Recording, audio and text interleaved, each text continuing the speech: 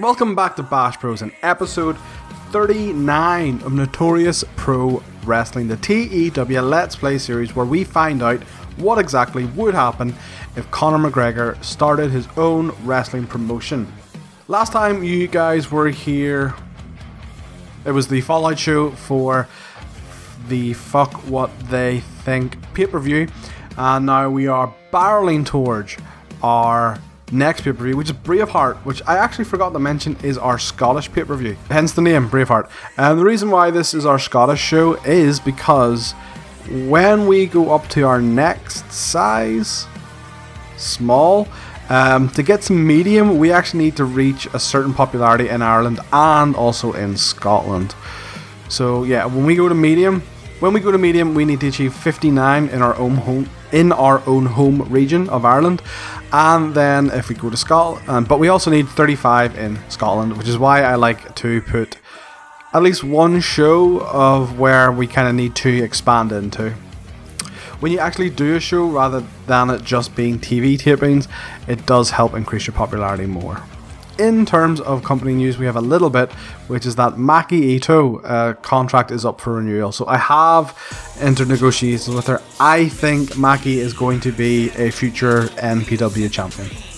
In fact, I think she could be not our next one, but possibly the champion after that. When we look at her stats, like, that is so much green, and there's a little bit of baby blue. Like, Maki Ito is just next level entertaining. In terms of world news then, nothing massive, but a couple of small things, such as Sami Callihan signing for ROH for one night. That's weird. and also then Kurt Angle was hired by Defy Wrestling as a road agent. Cannot blame them. Like, Kurt Angle is a fantastic road agent, with psychology being very, very high, and also the experience and respect. So yeah, do not blame them. But kind of curious how they're going to afford him. But yes, that's the news and what you've missed out of the way. So let's get into booking this week's Wanted. Okay, and we are back, coming at you from the Sunflower House in Belfast. It is Thursday Night Wanted. So on the card, what we have is, on the pre-show, we have Dynasty versus the NIC, just to give them a new, or refresh momentum, I suppose, now that they have a new leader in Tessa Blanchard. Moving on to the main card then, Aussie Open will have their debut match against Les Artistes, just to give them some, start them off strong, have them squash some jobbers, you know. Then moving on to Martina, her in-ring debut versus Nicole Matthews. Again, Nicole is not a jobber by any stretch of the imagination, but she is very, very good, so just give Martina a bit of a strong opening. And then in the main event, we have Alpha Female versus Crazy Mary Dobson. To be honest, I'm not feeling too strong about this card. Don't think we'll lose any popularity, but I would say we'd be lucky to break 50, I think. But there's only one way to find out. Right, in the pre-show, the backstage promo, Tessa Blanchard says she has joined Dynasty because wrestling is in their blood. 45 rated segment. Then, also on the pre-show then, in a match that had fantastic heat and good wrestling, Dynasty defeated the NIC in 1452 when Joe pinned Charlie with the Henenplex. Davey had a 43, Joe had a 48, Charlie had a 41, and Oshin had a 40. 43 rated match overall. Not bad for a pre-show match, considering they went shorter than they normally would. On to the main show then, and a bout that had good wrestling and decent reaction from the crowd. Aussie Open defeated Les Artistes in 9:32 when Kyle pinned Peter with the fidget spinner. Kyle got a 51, which is very good. Mark Davies? I actually don't know what he is. Is he Davis or Davies? Got a 48. Peter Fisher got a 35, and Lucas DeLeo got a 34. Lots of bonuses for Aussie Open for their chemistry and for being tag team specialists. 46 match overall. which is very good considering it was kind of a squash match. Post-match then, Grizzled Young Vets come out. Oh, and I put in Mark Andrews instead of Mark Davis. God damn it. Anyway, ignore that. That's Mark Davis. Grizzled Young Vets come out and berate Aussie Open for interrupting them last week. This leads to more tag teams coming out until Conor McGregor has had enough, and he sets the following matches. At the pay-per-view, they will have a number 1 contenders match, and it will be Aussie Open versus Lethal and Gresham versus Lycos Jim. Grizzled Young Vets then laugh because the Mighty Don't Kneel weren't mentioned. However, McGregor then states that next week, the Mighty Don't Kneel co-finalists of the tournament will get a rematch against the Grizzled Young Vets next week for the titles.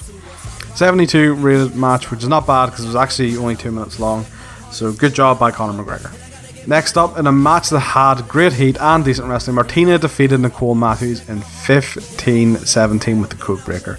Martina got a 46 and Nicole got a 38, and Martina debuted the Session Moth gimmick, which got great. 43 rated match, not bad. Martina is a better than you would expect competitor, considering she's mostly a comedy wrestler. So yeah, really happy that she seems to be just knocking on that main event level with a 46 performance. Post match then, Debbie Kettle interrupts and is disgusted at what she sees with Martina celebrating. Martina doing her usual shtick of grinding on fans, and Debbie believes that this is dragging back what feminism stands for. 54 rated segment. So this is just to establish Debbie as Martina's feud or opponent going forward, and also gets Debbie a bit of mic time, considering up till this point she's only really been a jobber. And in our main event, in a match that had fantastic heat and good wrestling, Alpha Female drew with Crazy Mary Dobson in 2012 when the ref lost control and stopped the match. Alpha Female got a 46, Mary Dobson got a 45. Overall a 47. Just shy of where I would like it to be. So the storyline behind this is pretty much that these two can't be contained. Alpha Female being a hoss, Crazy Mary Dobson being unpredictable. So this is going to lead to a rematch later on, which will be no DQ.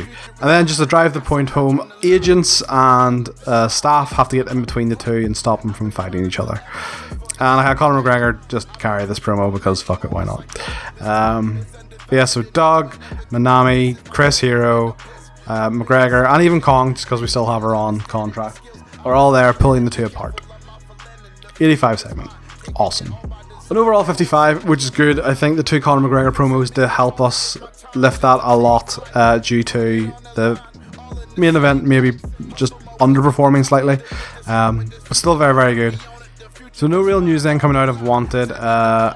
Next time you guys will be back then, we're going to just crash on through right to the Braveheart pay-per-view, which is in 2 weeks' time.